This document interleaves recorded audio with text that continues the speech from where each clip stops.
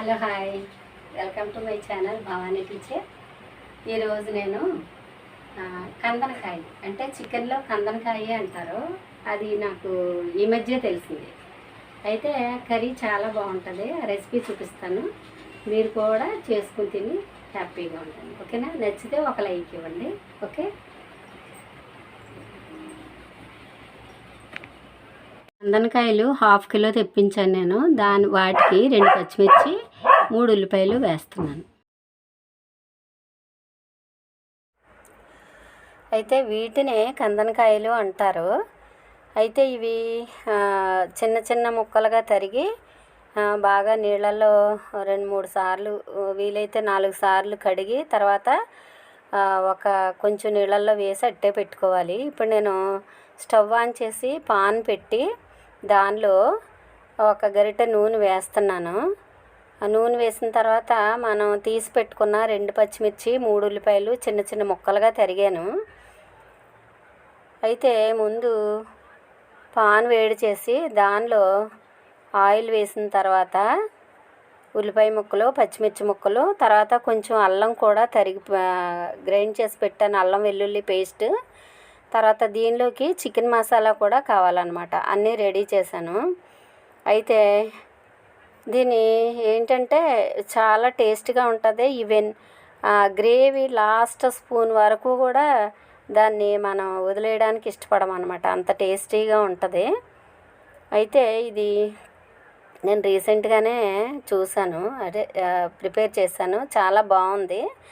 అందుకని ఈ రెసిపీ మీకు కూడా షేర్ చేద్దామని వేళ మళ్ళీ రెండోసారి చేస్తున్నాను అనమాట. అంటే నాకు ఎలా తెలిసిందంటే, ఒకరోజు మా ఇంటికి గెస్ట్లు వచ్చారు.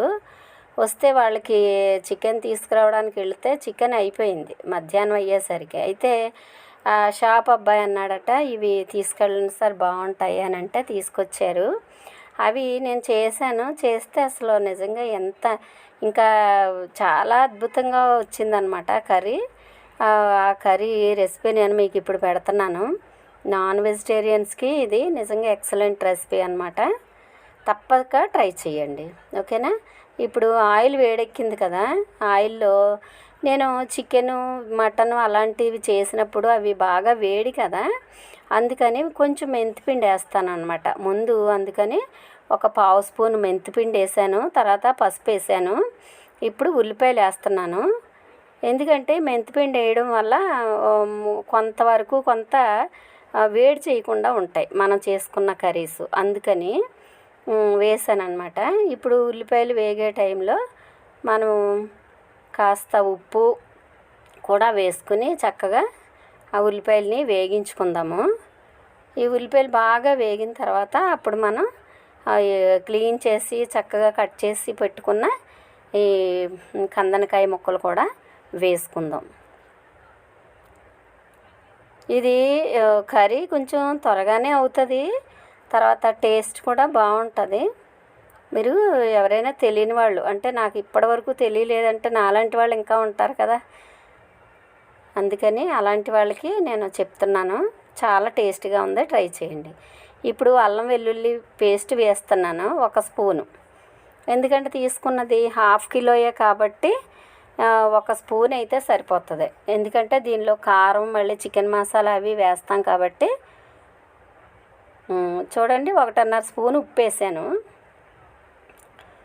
వేసి దాన్ని కొంచెం బాగా ఉల్లిపాయలు బాగా ఫ్రై అయిన తర్వాత అప్పుడు కొంచెం కారం వేసుకుందాం, 1.5 స్పూన్ కారం. ఎందుకంటే కాస్త ఉల్లిపాయలు ఇంకా ఎక్కువ వేసుకుంటే చికెన్లో 2 స్పూన్లు కారం వేస్తాం జనరల్గా చికెన్ కర్రీకి.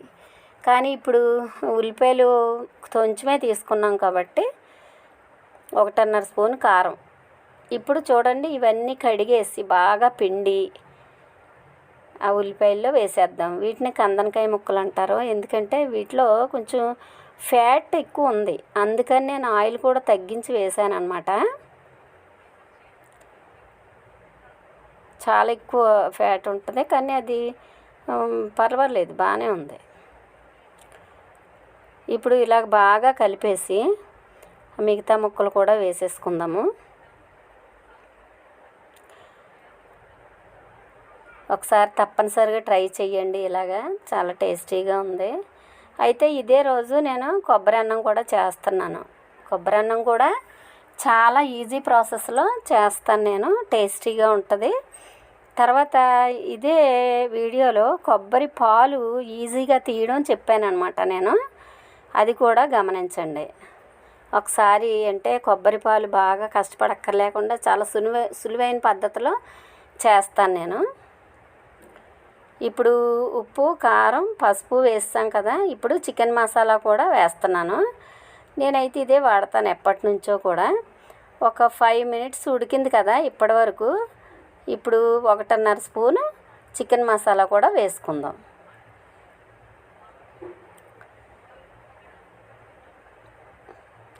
జనరల్గా 1.5 స్పూన్ ఉప్పు, 1.5 స్పూన్ కారం, 1.5 స్పూను చికెన్ మసాలా వేసాను. ఒకే 1 స్పూన్ అల్లం వెల్లుల్లి పేస్ట్ వేసాను అనమాట.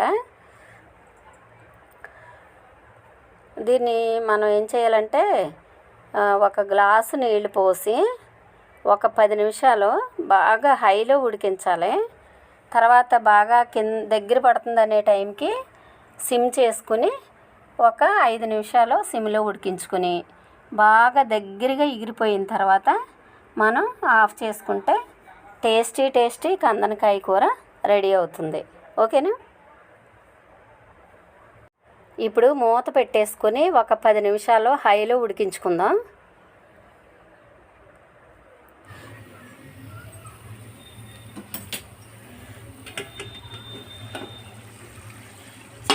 కర్రీ ఇలా రెడీ అయ్యింది.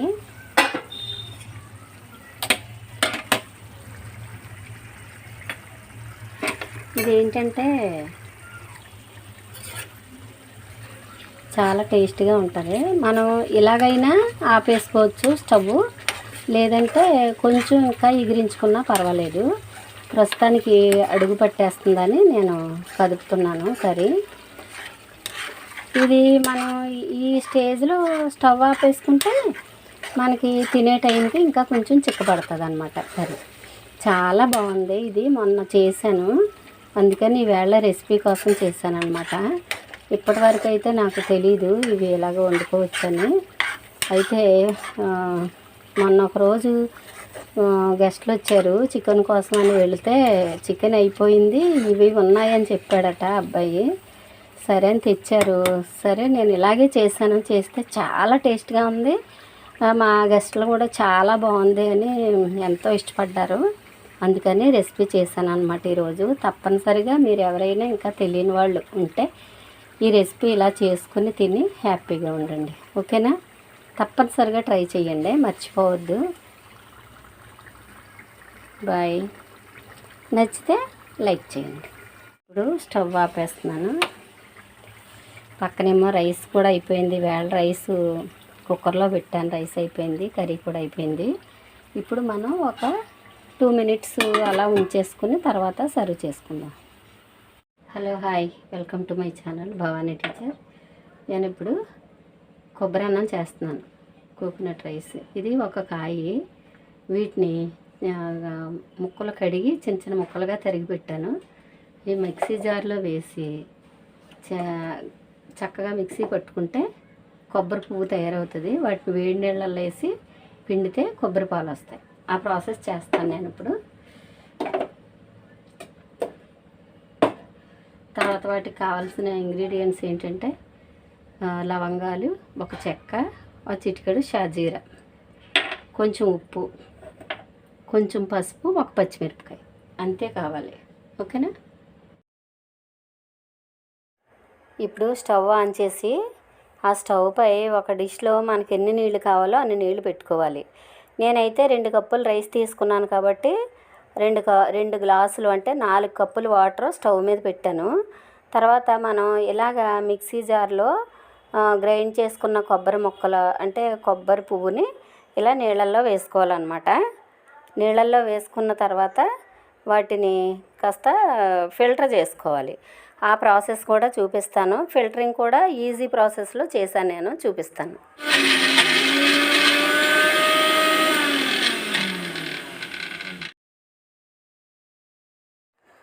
మనం కోరి పెట్టుకున్న ఈ కొబ్బరి కోరుని ఇలా నీళ్ళల్లో వేసేసుకుని ఆ నీళ్ళని మనం ఒకసారి స్పూన్తో తిప్పి టీ ఫిల్టర్ ఉంటుంది కదా, ఆ టీ ఫిల్టర్తో వేరే గిన్నెలోకి మనం ఫిల్టర్ చేసుకుందాం. అది కూడా చక్కగా మనకి చేతికి కాలకుండా చక్కగా నీట్గా ఎలా చేసుకోవాలో నేను చూపిస్తాను చూడండి.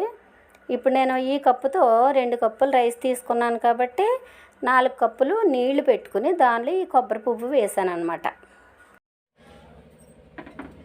ఇలాగా నేను ఇలా చేస్తానన్నమాట. ఈ ఫిల్టర్లో వేసేసి ఇలా నొక్కేస్తే పాలు, అంటే వేడి నీళ్ళు కదా, మనం చెయ్యి పట్టలేము. ఏదైనా క్లాత్లో వేసినా పిండటానికి మనకి ఇబ్బంది కదా, అందుకని నేను ఇలా చేస్తాను. చూస్తున్నారా, ఈజీగా అయిపోద్ది.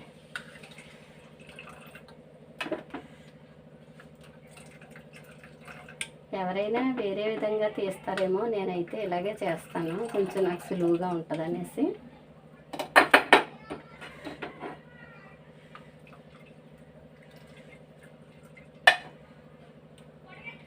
ఇప్పుడు నేను 2 కప్పులు వండుదాం అనుకుంటున్నాను, అందుకని 2 గ్లాసులు వాటరే పోసాను అనమాట. అంటే 4 కప్పులు వాటరే పోసాను పాల కోసం.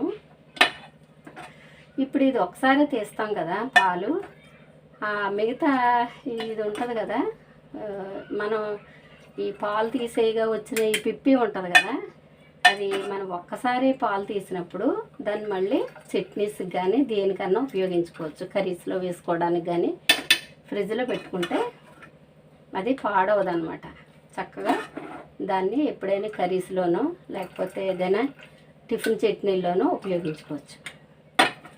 అలా కాకుండా చాలామంది ఇప్పుడు ఇలా తీసేసిన దాన్ని మళ్ళీ వాటర్ వేసి మళ్ళీ మరిగించి తీస్తారు. అలాంటప్పుడు ఆ పిప్పి వేస్ట్ అనమాట. నేనైతే ఇలా ఒకసారి తీస్తాను కాబట్టి దీన్ని మళ్ళీ రీయూజ్ చేస్తాను. ఏమన్నా పల్లీ చట్నీ చేసినప్పుడు కానీ లేకపోతే ఏమన్నా మసాలా కర్రీస్లో కానీ కొద్ది కొద్దిగా వేస్తూ ఉంటాను అనమాట. ఇంకా మరీ ఎక్కువ ఉందంటే నేను మొక్కల్లోనూ అవి మొక్కల్లో వేసే వేస్ట్ వాటర్లో కలిపేస్తాను. 1 స్పూన్ ఆయిల్, 1 స్పూన్ నెయ్యి వేసి షాజీరా, 1 చెక్క, 4 మొగ్గలు వేసాను అనమాట. వేసి వేయించాను. 1 పచ్చిమిర్చి చీల్చి అది కూడా వేసి వేయించి మనం ఇందాక తీసి పెట్టుకున్న పాలు వేసేసాను. దీనిలో పాలు వేసి మరిగిస్తున్నాను అనమాట. ఎందుకంటే ఇందాక తీసిన క్లిప్పు అనుకోకుండా మిస్ అయిపోయింది, పోయిందన్నమాట, డిలీట్ అయింది ఎందుకో. అందుకని నేను మళ్ళీ ఈ విషయం చెప్తున్నాను మీకు. ఇలా వేసిన తర్వాత ఇప్పుడు నేను ఏం చేస్తానంటే రైస్ ఇలా కడిగి పెట్టుకున్నాం కదా, ఇక్కడ కడిగి పెట్టుకున్న రైస్ వేసేస్తాను. ఓకే, వేసేసుకుని ఉప్పు కూడా వేసాను నేను. ఉప్పు వేసుకుని ఆ ఉప్పు టేస్ట్ చేస్తే కరెక్ట్గా సరిపోయింది. ఇప్పుడు రైస్ వేసేస్తాను. ఇప్పుడు మనం నీటిలో వేసి పెట్టుకున్నాం కదా ఈ రైస్ని, ఇలా నీళ్లు రానివ్వకూడదు. ఎందుకంటే మనం కరెక్ట్గా సరిపడా 1:2 చొప్పున, అంటే 1 కప్పు బియ్యానికి 2 కప్పులు కొబ్బరి పాలు చొప్పున వేసాం కాబట్టి ఇంకా నీళ్ళు ఎక్కువ వెళ్ళనివ్వకూడదు.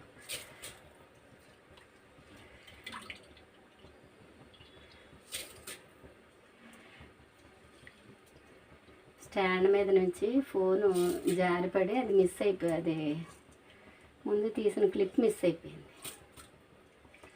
ఇప్పుడు ఇలా వేస్తాం కదా, మనం నీళ్ళన్నీ పడపోసేద్దాం. ఇప్పుడు ఒక్కసారి తిప్పేసుకుని, చాలా సింపుల్ అనమాట. ఒక 5 మినిట్స్. మనకి మిక్సీ ఉంది కాబట్టి ఇదివరకైతే కొబ్బరికాయలని పాపం ఆ కొబ్బరి కూరతో కోరి అప్పుడు చాలా కష్టపడి చేసేవారు. మనకేముంది, చక్కగా కొబ్బరి ముక్కలు తీసి మిక్సీ జార్లో వేసేస్తే అది చక్కగా రెడీ అయిపోతుంది కొబ్బరి పువ్వు. అప్పుడు మనం వేడి నీళ్ళల్లో వేసేసి ఇలా చేసుకుంటే ఈజీ అనమాట. చూడండి, ఇలాగా అన్నీ వేస్తాం, ఇంకేమి లేదనమాట. నేను ఒక 2 కప్సే వేసాను కాబట్టి పెట్టేస్తున్నాను. విజిల్ పెట్టేస్తే మనకి 1 విజిల్ వస్తే చాలు, ఎక్కువ అక్కర్లేదు. 1 విజిల్ వచ్చిన తర్వాత ఆపేసుకుని మనం కుక్కర్ చల్లారిన తర్వాత, అంటే ఈ విజిల్ వచ్చిన తర్వాత మనం సర్వ్ చేసేసుకోవచ్చు. టేస్టీ కొబ్బరి అన్నం రెడీ అయిపోతుంది. చాలు, 1 విజిల్ చాలు. స్టవ్ ఆపేస్తున్నాను. చల్లారిన తర్వాత మనం తీసి సర్వ్ చేసుకుంటే టేస్టీ కొబ్బరి అన్నం రెడీ. చూడండి, ఇప్పుడు నేను విజిల్ తీస్తున్నాను, వచ్చేసింది కదా. ఇప్పుడు మనకి చల్లారినట్టు అనమాట. నేను కుక్కర్ ఒకసారి ఓపెన్ చేసి చూపిస్తాను ఎలాగుందో.